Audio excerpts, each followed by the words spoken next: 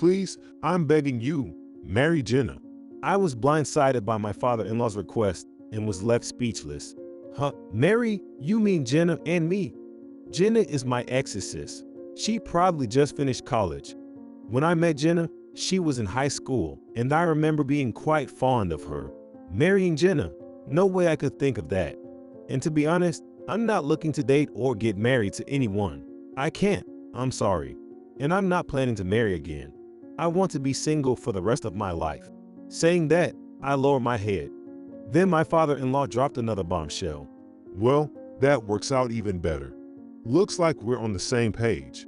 What do you mean by that? I'm Matthew Davis. Lost my beloved wife, Lily, 3 years back. She left us just 2 years after our wedding. She wasn't feeling great, and the hospital gave her just a year. She fought hard, going through tough treatments.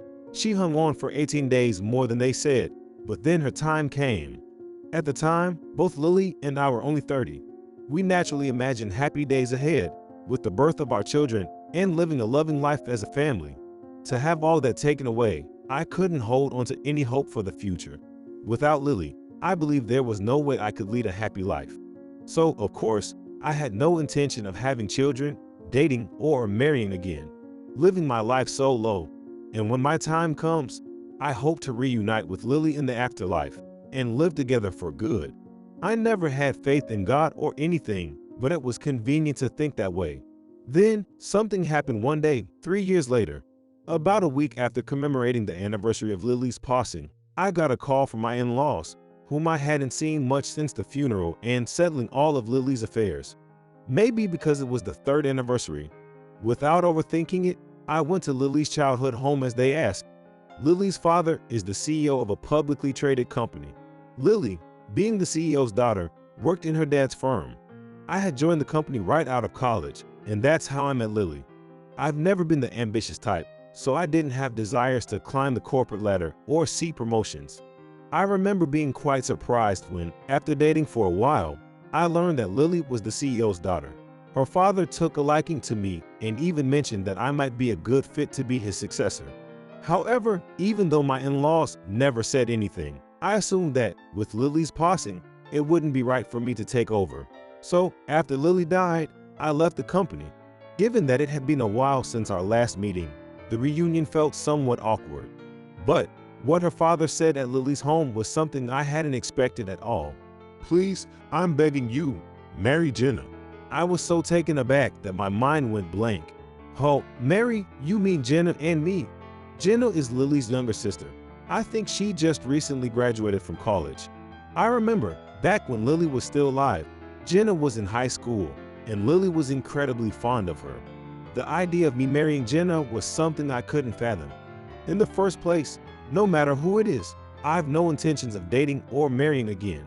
That said, the notion of marrying the sister of my deceased wife is strange, to say the least. Still, I figured there must be a significant reason for my in-laws to make such a request. I knew I couldn't agree, but I responded, I understand there might be circumstances, but I'm sorry, I can't. I have no intention of marrying anyone other than Lily. I plan to live alone for the rest of my life, I said, bowing my head. But then, my father-in-law said something even more surprising. Well, that's even more convenient. Seems like our interests align. Wait, what do you mean? I genuinely had no idea what my father-in-law meant, so I had to ask him. Then he inquired, would it be all right if I call Jenna in? Perplexed, I nodded in agreement. When he called for Jenna, she quietly entered from the next room.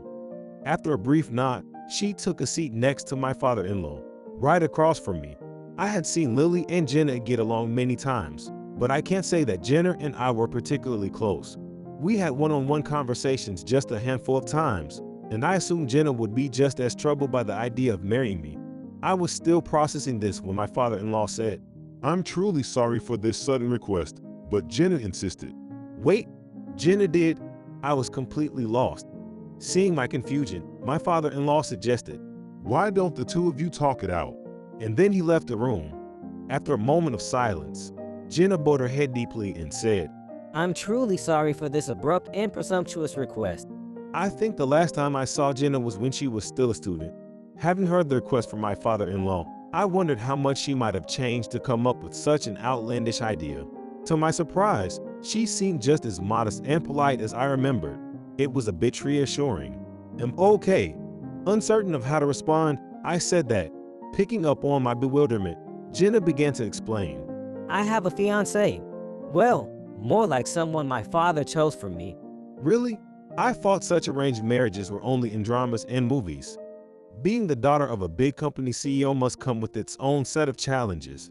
My father adored my sister, who was bright, kind, and intelligent. He also thought highly of you, Matthew, as Lily's husband. He always wanted you to take over the company in the future. Having lost both of you, I believe he's in a panic now, feeling there's no suitable heir. Lily and Jenna were the only siblings, with no brothers. Although he never mentioned it to me, I guess the lack of a successor is a genuine concern for him. So, he's trying to get me married quickly and raise the next heir. But I don't want to get married, not ever.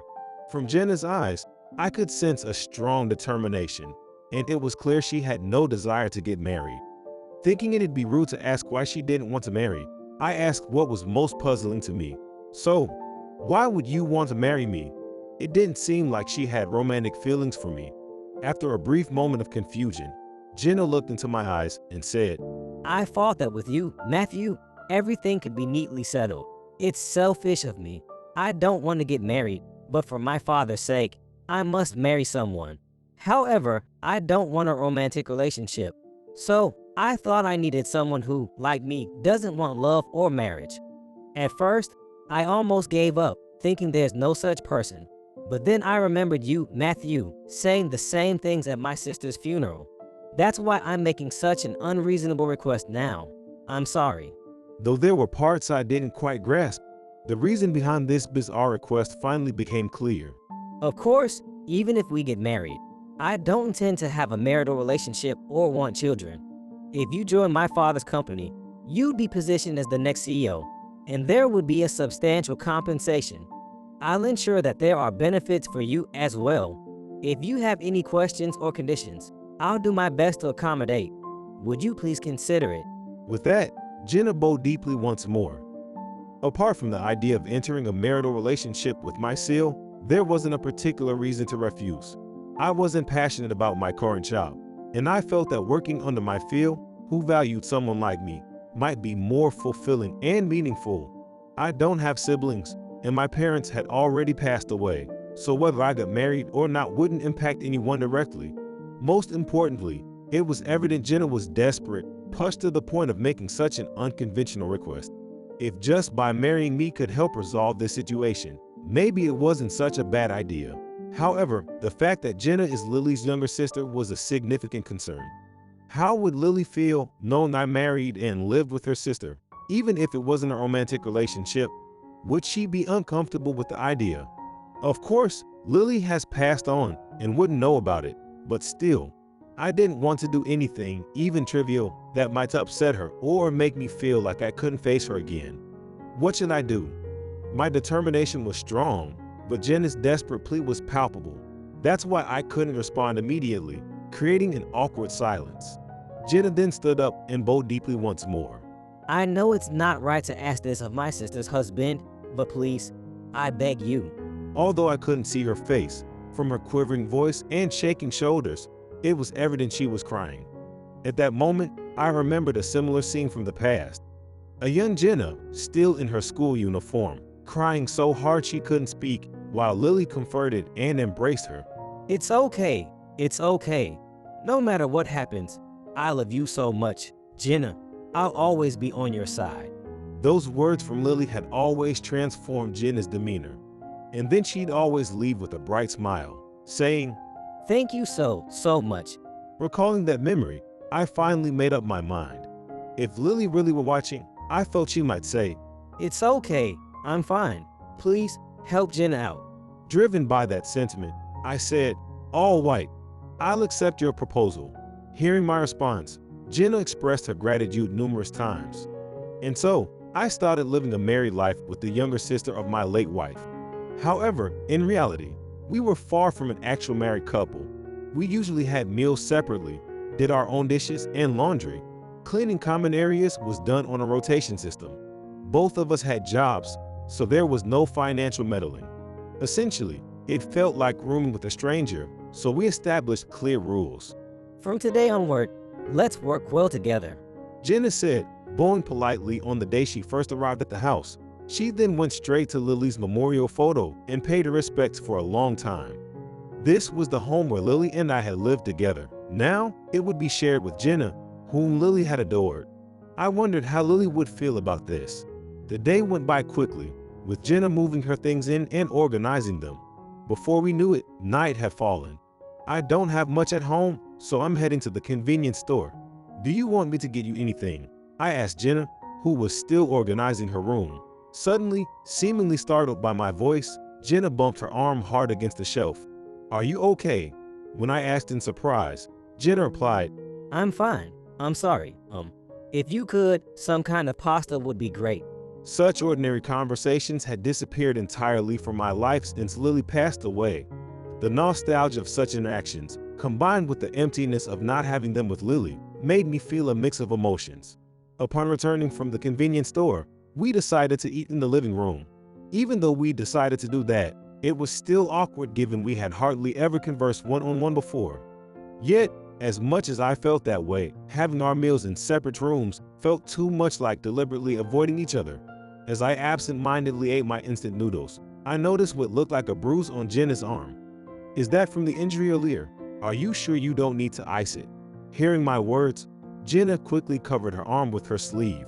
Her reaction seemed a bit off compared to usual, but I didn't think much of it at the time.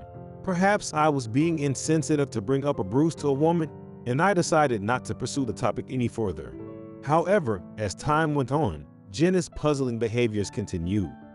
After dinner, Jenna was about to wash the dishes, so I told her, I'll handle it, Jenna. You can continue with your room. As I tried to switch places with her, Jenna swiftly covered her neck and looked at me with a sudden, intense gaze. Her expression was so panicked, almost angry, that I was taken aback. Oh, I'm sorry. I thought I might have startled her by getting too close, even though I thought I'd kept a good distance. No, I should be the one apologizing. Thank you. Jenna quickly replied and ran off to her room. At that moment, I felt something was off. My suspicion was confirmed later that night, just before going to bed. My bedroom is right next to the bathroom, so I could have just gone straight to bed, but I felt awkward not saying anything, so I headed to the living room where Jenna was. Jenna was praying in front of Lily's memorial picture, and seeing their close bond warmed my heart a little. As I waited for her to finish, planning to tell her I was heading to bed, I noticed a suspicious bruise on the back of her neck from a distance. It looked like the mark left by something tightly wrapped around it. Considering her behavior throughout the day, an intuition told me I couldn't just ignore it. What happened to your neck? I knew she might not like me asking, but I couldn't help it. Jenna looked startled and turned to face me, seemingly trying to play it off. This is... She faltered. Sensing it was a delicate issue, I was prepared to wait patiently for her next words, but Jenna soon whispered, I've asked such a huge favor from you, getting married and all. It wouldn't be right to keep secrets from you. Saying this, Jenna rolled up the sleeves of her hoodie. The sight took my breath away. Her arms were covered in various bruises, both new and old. I was abused by the person I was dating. He'd hit me, burned me, and it became so commonplace that I grew numb to it. Even though I knew I had to leave him, I loved him too much to break it off. I grew to despise my own weak-willed self more and more every day. Seeing Jenna's pained expression, my heart ached for her. I now understood why she was so afraid when I suddenly approached her from behind.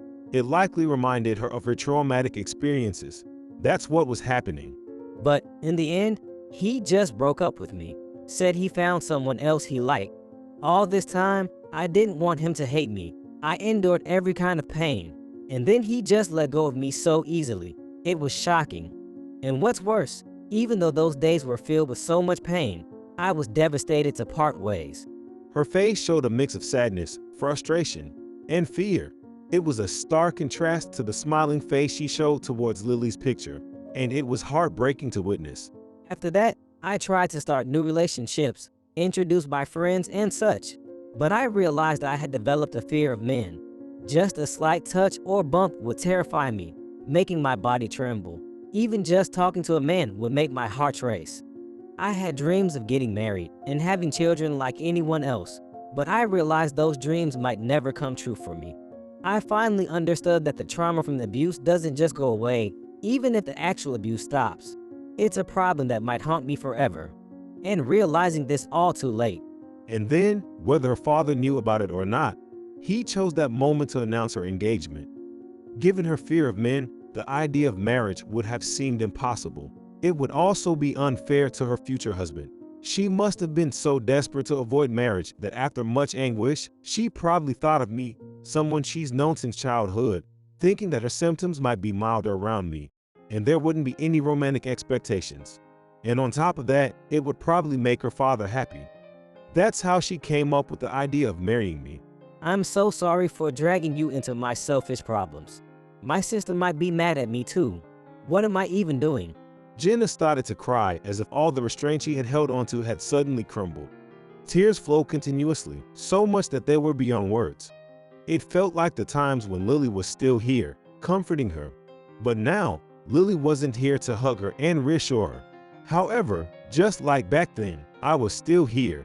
I could never replace Lily, but I could carry on with Lily's wishes.